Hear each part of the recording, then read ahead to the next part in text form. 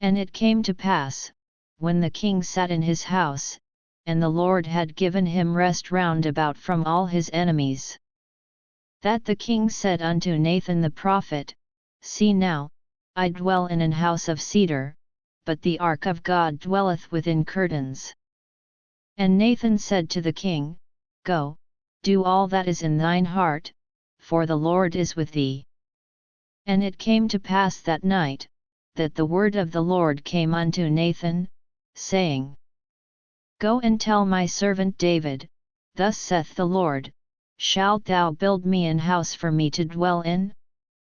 Whereas I have not dwelt in any house since the time that I brought up the children of Israel out of Egypt, even to this day, but have walked in a tent and in a tabernacle. In all the places wherein I have walked with all the children of Israel spake I a word with any of the tribes of Israel, whom I commanded to feed my people Israel, saying, Why build ye not me an house of cedar? Now therefore so shalt thou say unto my servant David, Thus saith the Lord of hosts, I took thee from the sheepcote, from following the sheep, to be ruler over my people, over Israel. And I was with thee whithersoever thou wentest, and have cut off all thine enemies out of thy sight, and have made thee a great name, like unto the name of the great men that are in the earth. Moreover I will appoint a place for my people Israel, and will plant them, that they may dwell in a place of their own, and move no more, neither shall the children of wickedness afflict them any more, as beforetime. And as since the time that I commanded judges to be over my people Israel, and have caused thee to rest from all thine enemies. Also the Lord telleth thee that he will make thee an house. And when thy days be fulfilled, and thou shalt sleep with thy fathers, I will set up thy seed after thee, which shall proceed out of thy bowels, and I will establish his kingdom.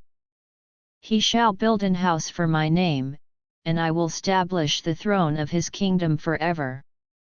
I will be his father, and he shall be my son. If he commit iniquity, I will chasten him with the rod of men, and with the stripes of the children of men.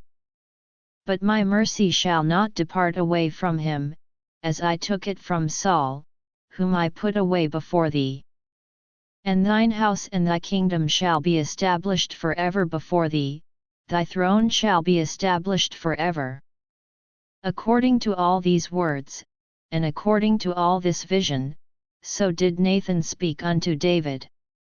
Then went King David in, and sat before the Lord, and he said, Who am I, O Lord God?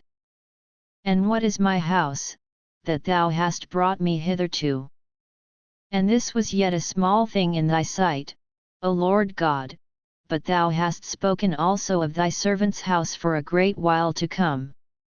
And is this the manner of man, O Lord God? And what can David say more unto thee? For thou, Lord God, knowest thy servant. For thy word's sake, and according to thine own heart, hast thou done all these great things, to make thy servant know them. Wherefore thou art great, O Lord God, for there is none like thee, neither is there any God beside thee, according to all that we have heard with our ears. And what one nation in the earth is like thy people, even like Israel, whom God went to redeem for a people to himself, and to make him a name, and to do for you great things and terrible, for thy land, before thy people, which thou redeemedst to thee from Egypt, from the nations and their gods. For thou hast confirmed to thyself thy people Israel to be a people unto thee forever, and thou, Lord, art become their God. And now, O Lord God, the word that thou hast spoken concerning thy servant, and concerning his house, establish it forever, and do as thou hast said. And let thy name be magnified forever, saying, The Lord of hosts is the God over Israel, and let the house of thy servant David be established before thee. For thou, O Lord of hosts, God of Israel, hast revealed to thy servant, saying, I will build thee an house, therefore hath thy servant found in his heart to pray this prayer unto thee.